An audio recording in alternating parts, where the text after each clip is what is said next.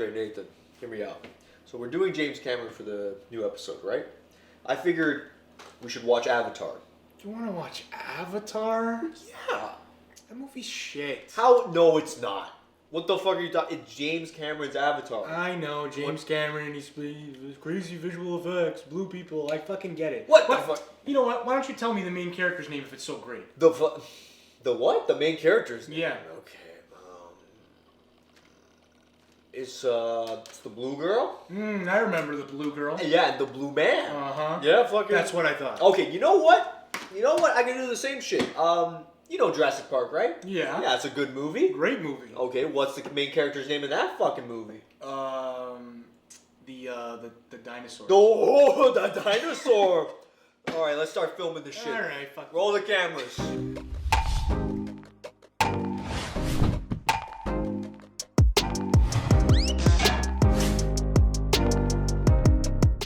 Welcome to episode 67 of the Real Talk Podcast. Oh my God. Happy New Year. Happy New Year. New year, new changes. New changes indeed. Yeah. Yes. As we've discussed on the last podcast, Josh is off chasing his dreams, and we support him. We got full support for him, and going forward, it's gonna be me and Nev talking about movies. Hell yeah, it is. I'm looking forward to it, Oh man. yeah, it's gonna be great. We're gonna kick off the podcast, the first podcast of the year, talking about James Cameron. Yes, James Cameron, the OG. Lots of hype around James Cameron right now. He's Right. doing lots of interviews. I feel like his promo run for Avatar, like the way he sells it as like just such a must-watch movie. Right. Like I think him alone brings a lot of people to watch that movie. Like I think it's also because of the fact that like James Cameron's filmography is stacked, but it's not like he made a film every 2 years. He took his time with every single film that he directed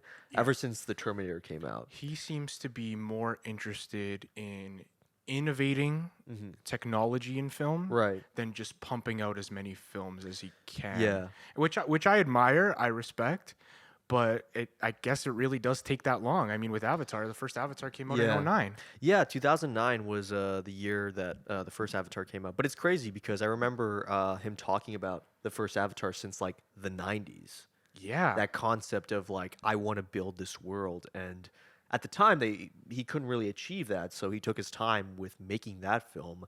And what do you know? It became the highest grossing film of all time. Yeah, I just pretty watched crazy stuff. I just listened to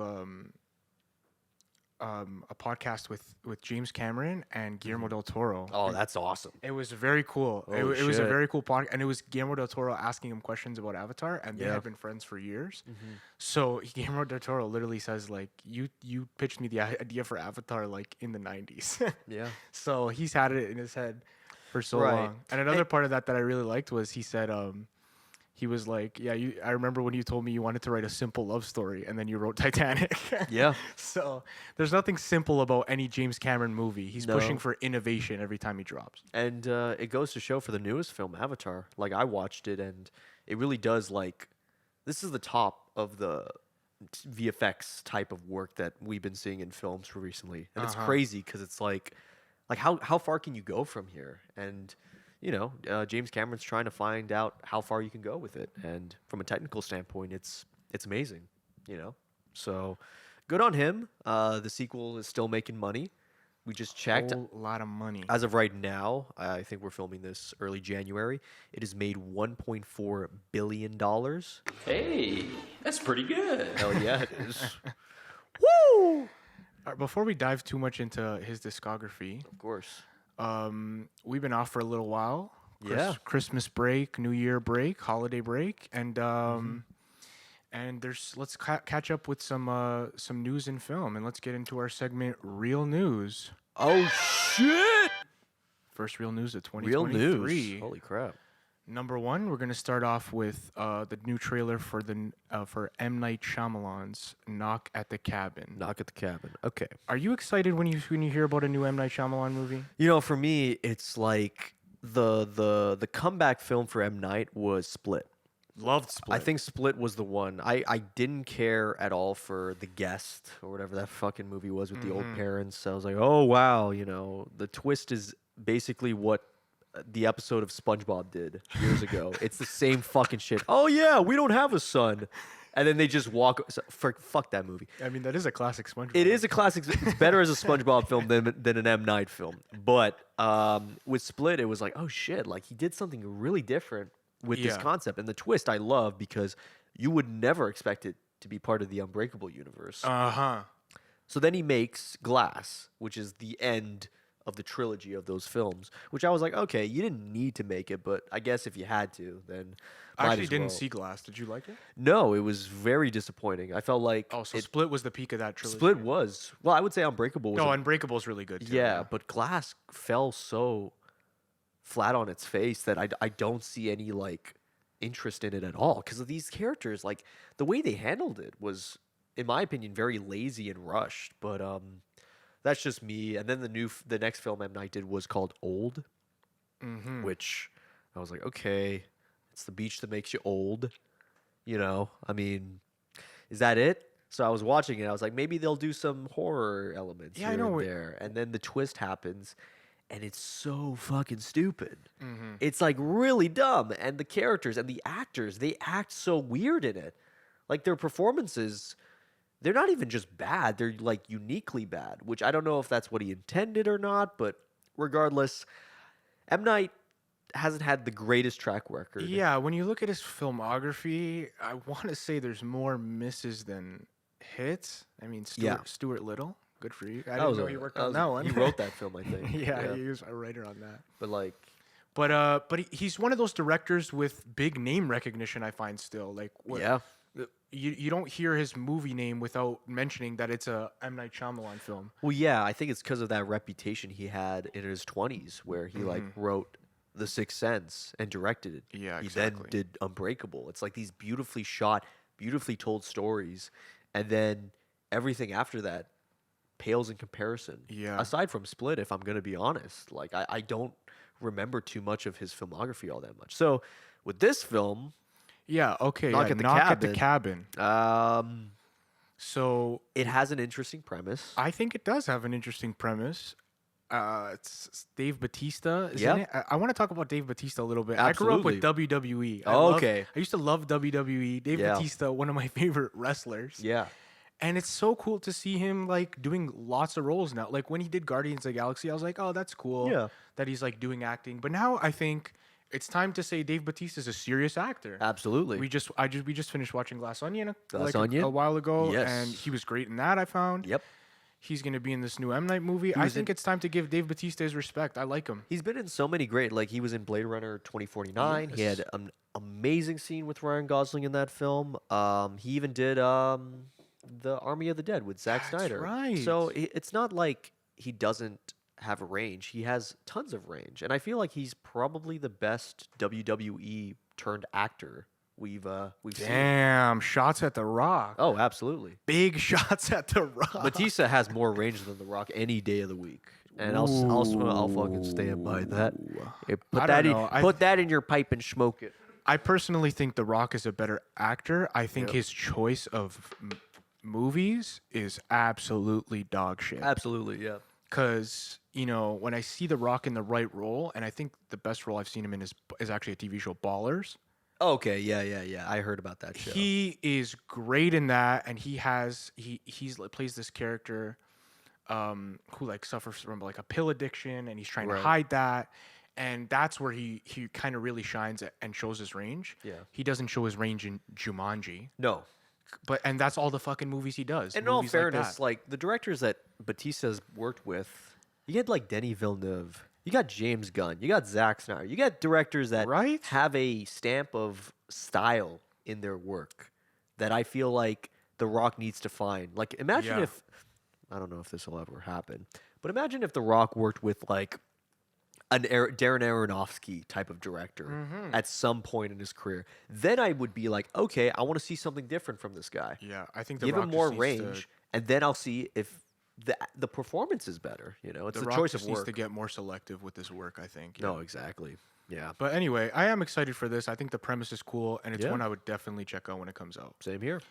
Number 2 on this list is the Mickey 17 teaser. Right. Bong Joon-ho, fresh off Parasite. Yes. and starring Robert Pattinson. Mm-hmm. Is there anything about this film that you know so far? Because I only know the title, director, and actor, just literally right now. So I wrote here the little synopsis that I could find, which Mickey 17 is a disposable employee, so it's like a sci-fi film, right? Okay. On a human expedition sent to colonize the ice world of Niflheim. Okay. After one iteration dies, a new body is regenerated with most of its memories intact. So he like regenerates in a new body. Okay. So it sounds like a really interesting premise. I fuck with that. Yeah, I love it. I mean, Bong Joon-ho is, one of the top directors out right now. Yeah. And Robert Pattinson's one of the biggest movie stars right now. There's no question about it. Oh, absolutely. His last couple of films, I mean, and him getting the Batman, I think he picks great films, and I think he has amazing range. I love Robert Pattinson, and I'll see him in anything. I agree. I'm the same way. I feel like with Bong Joon-ho, I think his last film that he did that was a mostly American cast, because he really works in South Korea for the most part, was Snowpiercer with Chris Evans. Fantastic film. I really see that one. Really love that film, the premise, everything like that. So I feel like that was also a sci-fi dystopian type of film. I feel like he might have a similar type of way of telling the story through Mickey 17.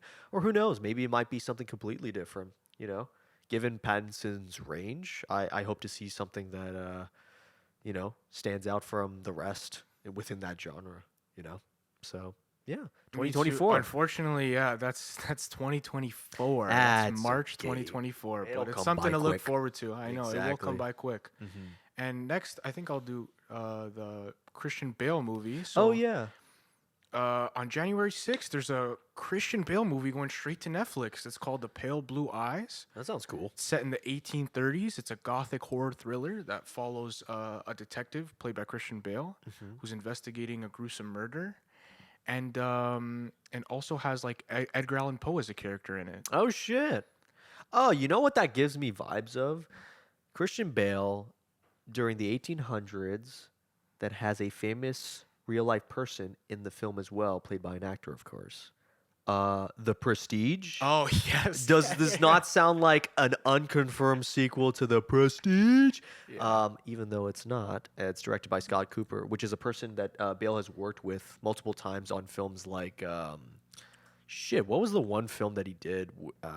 Something on the Furnace. He did that one. He did another one recently. He's worked with this director for a few movies, which I really like. Also, he's rocking the beard. I like that. I like when he rocks the beard. He looks like an older, wiser. Yeah, I like when he plays those roles. Absolutely. I think he seems kind of like he's kind of done playing the young cool guy role, like the. Well, he's done doing that whole method weight gain lose or whatever. I think he said Vice was his last one. Yeah. He's like, I'm done. I'm like almost 50, man. Like, I don't blame the guy. He's got nothing to prove. We all know he's a freak and he could do all of that shit, no problem. Yeah, but I'm excited to see that film. I love his other work. I mean, it's Christian Bale. Yeah, Christian Bale straight to Netflix. I don't know if too many of his films have gone straight to Netflix before, so that's interesting. Yeah. I'm definitely going to check that out. Absolutely. And our final thing on the list is James Cameron talking about Avatar 3. He's on a crazy press run. Well, yeah. And it's my understanding that they filmed most of Avatar 3 alongside Avatar 2. So for the most part, this movie is already filmed, or if not all filmed already.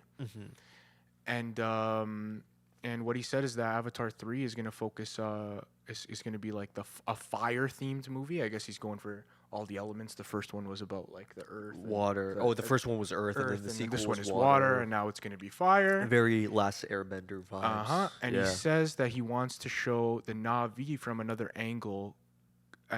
So far, I've only shown their good side. Yes. So I think that's going to be cool if he goes with a little bit of a darker tone to it. Absolutely. I like that concept. I'm not a huge fan of the title that they gave for Avatar 3. Well, I feel like, what was the title for this fucking... Hold on, let me find it. Okay, Avatar 3 title was... and I think they might change it, or I don't know if Cameron confirmed it, but it was called... I don't know if it's confirmed, yeah. Where the fuck is this? Oh, yeah, The Seed Bearer. That's what it's called. Avatar, The Seed Bearer. I wonder if it's going to release with that title. I don't know, but it's an odd one. to say the least. Yeah. But he did say here, I could say the last parts will be the best. The others were an introduction, a way to set the table before serving the meal. Oh, okay. Interesting. I kind of like that because with Avatar 2, what I enjoyed about it was very simple with its climax. It wasn't anything super crazy, technically amazing, but there was room for more. And I think he obviously he intended that. So Yeah. I'm curious as to where he's going to go with any of those characters. It sounds like there's room for a lot more. In one of his interviews that I was listening to, he was saying how it was supposed to be a trilogy, and Yeah. he just realized he had more story to tell, so it's going to be 4. That's good. Oh, 4 or 5? Because I think 4 confirmed, and 5 has not been working. Like I think he's Right. already working on 3 and 4. Okay. And 5 has not been worked on yet. Gotcha. Well, can't wait to see those. Wow. Okay. Good news segment. That was real news. Hell yeah, it was. Now let's get into some James Cameron. What was your introduction to James Cameron films? Probably Terminator. Seems like the most common one everyone saw. I don't think it was the first one I saw. What was the first one you saw? The first James Cameron film I saw, I want to say, I'm not gonna lie, I want to say might have been the first Avatar Really? because it came out in 2009, and I saw. Oh wait, actually, And I saw it in theaters. that makes sense. Actually, sorry. So I was 9 years old. I wasn't a Same. cinephile. Yes. I wasn't really watching movies like that. So yeah, I went to the theater, saw the first Avatar. Oh yeah. I remember thinking it was really cool.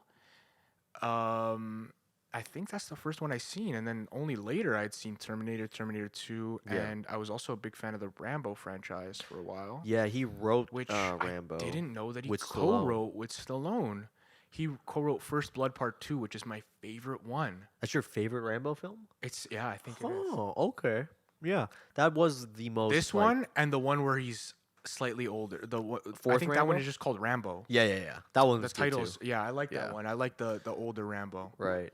Yeah, no, he did a lot of film, but you notice how he directed, I think it was a student short film, Xenogenesis, you know, and then like his first official feature-length film was Piranha 2: The Spawning. Wow. It sounds like dog shit. Yeah. But that's what I mean. Like And then everyone went starts right somewhere. to Terminator. Right to Terminator. Yeah. Like you're doing a student film in 1978, Yeah. and then 6 years later, you make Terminator. Oh yeah. It's fucking Did you legendary. hear about how he came up with that idea? No. He said he had a bad fever, cold, and he went to bed and had this worst nightmare ever about like these robots like killing him and whatever. Then he wakes up and he's just like, "That's it. That's the story I'm going to come up with." And then Terminator was. He had a nightmare about robots killing him? Yeah. And then wrote Terminator? Holy shit. I think it was somewhere in Italy. He was vacationing and then he just had some food poisoning and whatnot. Why don't I have dreams like that?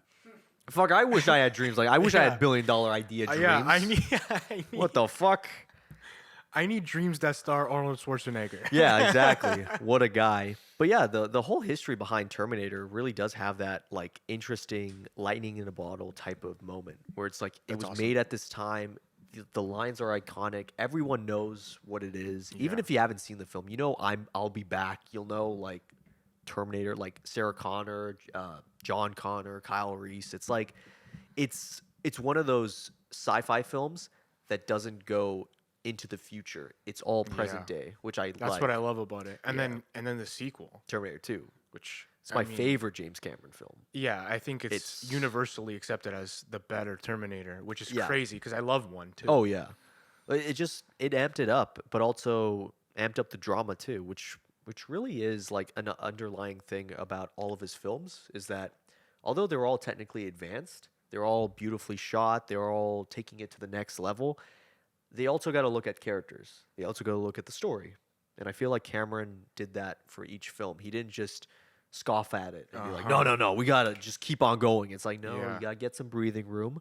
You gotta have a reason as to why you care about John Connor. Why do you care about Sarah Connor? Why do you care about these people? Exactly. So, yeah. His run from Terminator to Titanic, Yeah. from the early '80s to the late '90s. Is, Shout out to the films that he also wrote. He wrote Amazing. Strange Days. That's an underrated sci-fi film. I would Yeah, say. I think James Cameron is an underrated writer. Yeah. You know, when doing research for this app is when I really realized, wow, this guy has a lot of writing credits. Yeah. And you don't think of him as like a writer. You think of him as this director who innovates, like almost like a guy like, George Lucas who innovates. Yeah. But Did his you ever see writing's amazing. Alita Battle Angel? No. That's a good one too. I think he worked with Robert Rodriguez on that film. But yeah, like films like that where he wants to look for ideas that go beyond just like the typical sci-fi route. So like something like Strange Days or like Alita Battle Angel or hell even Rambo. Like he worked with these very talented people Yeah. to make a story that goes beyond just like what typically is shown nowadays. So, yeah, no. Even with the hiatus that he had with Avatar and Avatar 2 as a director, it's like you could still see all of his work being put together.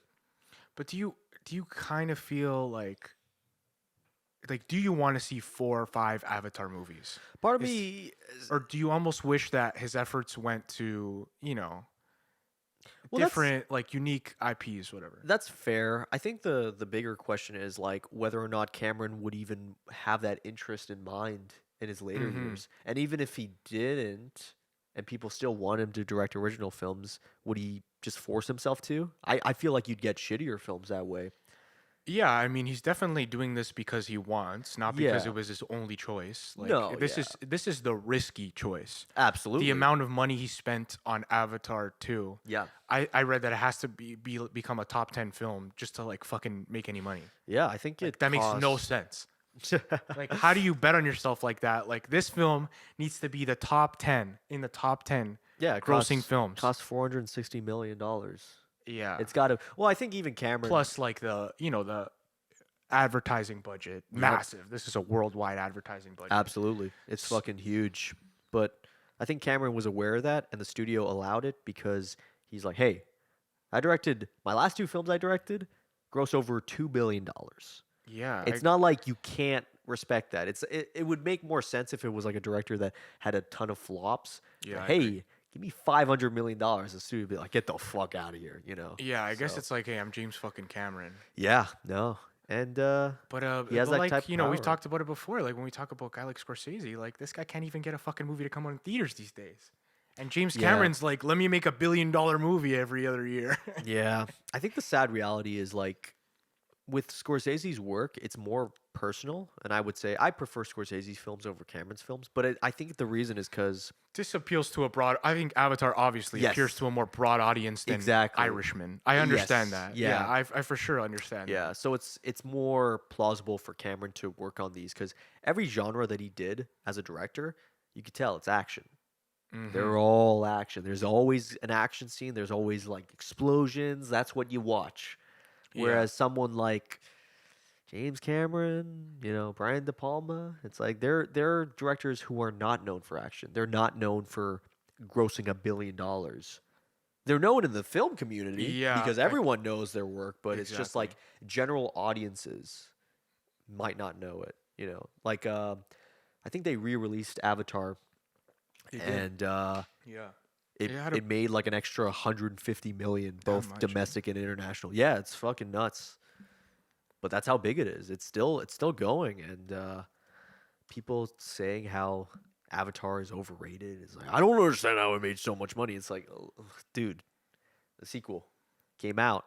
Yeah, I It's mean getting the up there. numbers speak for themselves. People want to Numbers see don't this movie lie. and it clearly has a really wide appeal. Yeah, And I'm sure it does really good internationally. It just seems like the kind of movie that like will just do well anywhere Yeah. in any country, not just in America or Yeah. in it's North America. It's pretty universal, and so is the sequel. So The themes it deals with are like universal themes and Right. yeah. yeah, but What do you think is the best character in the James Cameron universe? I think there's kind of an best character. yeah, Oh shit. because best he does character. got some characters, man. I would say like I would say Sarah Connor. I feel like that's the character that he started with in the Terminator, Mm-hmm. and that's what kept on going in from T1 to T2. But not only that, but I think it also taught him as a writer how to handle different types of characters and how big their change can be throughout films. Yes. Because I feel like the Terminator films, you can kind of see them within Avatar. You can kind of see it within the action, within the style. You know, it's like I recently rewatched the first Avatar, and a lot of the scenes felt like James Cameron's like greatest hits. Like those Uh-huh. mecha suits Yeah. reminded me of Aliens.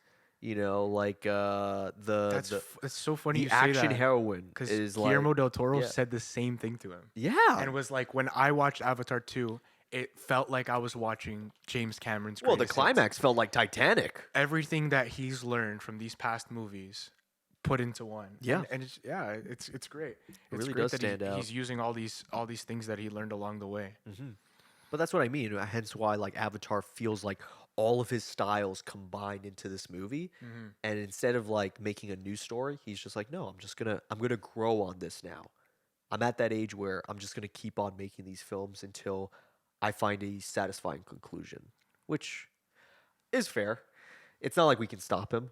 It's not like we can stop him. And I hope this quote about him saying how these films were a way to set the table before serving the meal. Yeah. That got me enticed. Exactly. And I really hope that this ends in some epic conclusion that will make us look back and really appreciate the first few even more. I think so. Yeah.